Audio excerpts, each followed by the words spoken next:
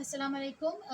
ابھی میں جس سورت کی تفسیر اور ٹرانسلیشن کروں گی وہ ہے سورہ رحمان۔ شروع کرتے ہیں، بسم اللہ الرحمن الرحیم۔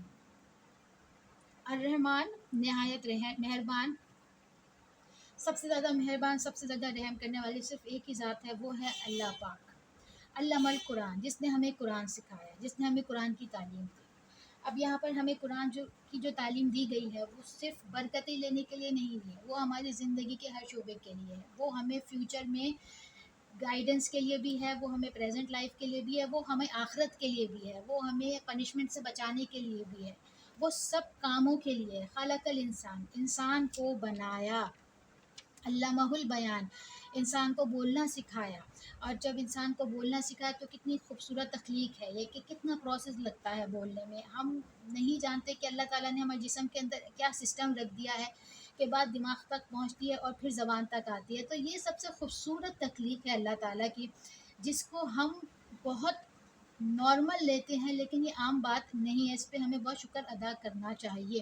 الشمس والقمر بحسبان، سورج اور چاند ایک حساب مقرر سے چل رہے ہیں۔ سورج اور چاند کی یہ کتنی بڑی مثال ہے کہ اگر یہ اپنے وقت پہ نہ طلوع ہو، اپنے نپے نہ غروب ہو تو کیا بنے؟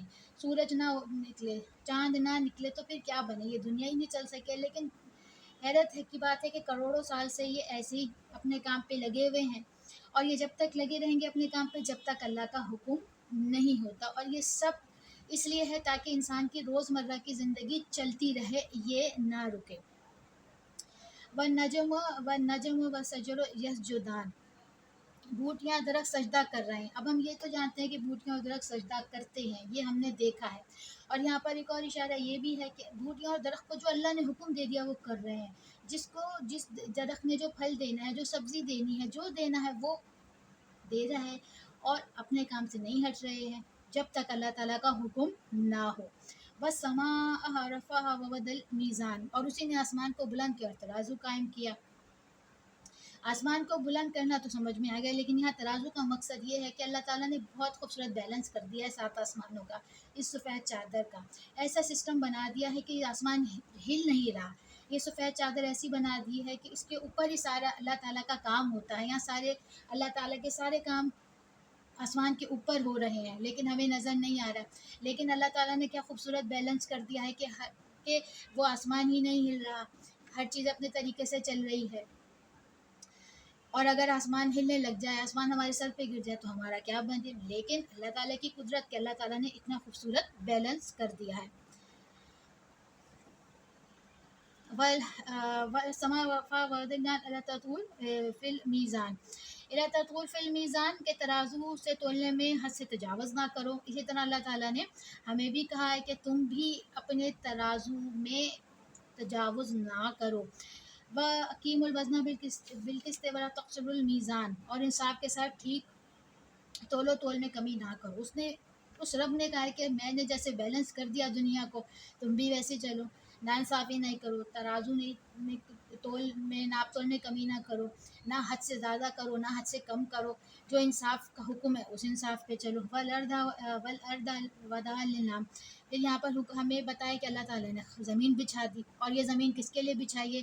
انسانوں کے لیے بچھائی ہے، جنات کے لیے بچھائی ہے۔ فِيهَا فَاكِهَةٌ وَنَخْلٌ ذَاتُ الْأَكْمَامِ، اور اللہ تعالیٰ نے فروٹس اور کھجوروں کے درخت کی بات کی ہے کہ اللہ تعالیٰ نے کتنے درخت، کتنے پھل انسان کو دے دیے، کسی پہ غلاف ہے، کسی کا چھلکا ہے، یہ سب کیا ہے؟ انسان کی صحت کے لیے، انسان کی تندرستی کے لیے۔ وَحُبُّ الْأَسْفِ الرِّيحَانِ، اور اناج بھی دیا، اناج کے ساتھ اس کا بھوس بھی دیا، یعنی کہ جو اناج ہوتے ہیں اس میں جو بھوس ہوتا ہے وہ تک اللہ تعالیٰ نے ہمیں عطا کیا، اور اس میں خوشبودار پھل عطا کیے۔ یہ سب کیا ہے؟ یہ سب اللہ تعالیٰ کی بے حد بڑی بڑی نعمتیں ہیں۔ فَبِأَيِّ آلَاءِ رَبِّكُمَا تُكَذِّبَانِ، تو اپنے رب کی کون کون سی نعمتوں کو جھٹلاؤ گے؟ تو یہاں پر اللہ تعالیٰ کہتے ہیں کہ تم اے جن و انس، یہاں پر جنات اور انسانوں دونوں کو اللہ تعالیٰ نے کہا ہے کہ تم اپنے رب کی کون کون سی نعمتوں کو جھٹلاؤ گے۔ تمہیں درخت بھی دیے، تمہیں پیڑ پودے بھی دیے، تمہیں پھل بھی دیے، تمہیں اناج بھی دیا۔ خلق الانسان من صلصال کالفخار، اسی نے انسان کو مٹی سے بنایا ہے. انسان کس طرح بنا ہے؟ مٹی سے بنا ہے. جیسے ایک مٹی کے برتن بنتے ہیں ویسے ہی اللہ تعالیٰ نے انسان کو ویسے ہی بنایا ہے. خلق الجانا من مارج من نار، اور جنات کو آگ کے شعلے سے پیدا کیا. وہ آگ جس میں اسموک لیس فائر، یعنی کہ جس میں دھواں نہیں تھا، ایک ایسی صاف آگ سے جو ہے نا جنات کو اللہ تعالیٰ نے پیدا کیا ہے. فبئی اعلیٰ رب کما تکذبان، رب المشرقین رب المغربین. یہاں پہ اللہ تعالیٰ فرماتے ہیں وہی دونوں مشرق کو اور دونوں مغربوں کا مالک ہے. اب یہاں دونوں مشرق اور دونوں مغرب کیا کس بارے میں بات کر رہے ہیں؟ یہاں پہ اللہ تعالیٰ فرماتے ہیں وہ دو مشرق اور دو مغرب ہیں کہ جب یہاں پر صبح ہے تو کسی اور ملک میں رات ہے، جب کسی اور ملک میں صبح ہے تو یہاں پر رات ہے. اس کے علاوہ بعض جگہ ہم یہ بھی دیکھتے ہیں کہ ہر سال یہ ہوتا ہے کہ مشرق کی جو سورج ہے وہ مشرق میں ہی غروب ہو رہا ہے. تو یہ سب کیا ہے؟ یہ اللہ تعالیٰ نے کہا ہے کہ یہ دونوں مشرق اور مغربوں کا دونوں کا مالک میں ہی ہوں. فبئی اعلیٰ رب کما تکذبان، مرج البحرین یلتقیان، اسی نے دو دریا روا کیے جو کہ آپس میں ملتے ہیں. ہم دیکھتے ہیں کہ دو دریا بہہ رہے ہیں لیکن وہ آپس میں ملتے ہیں لیکن آپس میں مکس نہیں ہوتے. بینہما برزاخ الابغیان، دونوں میں ایک آڑ ہے، وہ اس کو تجاوز نہیں کر سکتے، اس کو کراس نہیں کر سکتے. وہ ایک بیریئر ہے. اللہ تعالیٰ نے ایک نیچرل ڈینسٹی لگا دی ہے کہ جہاں پر دونوں کے رنگ الگ ہیں، دونوں کے کام الگ ہیں، لیکن وہ آپس میں ملیں گے نہیں. اور وہ دونوں ہی دریا انسان کو فائدہ پہنچا رہے ہیں. کسی سے معدنیات بن رہی ہے، کسی سے بارش ہو رہی ہے، کہیں وہ پانی پینے کے کام آ رہا ہے. بینہما برزاخ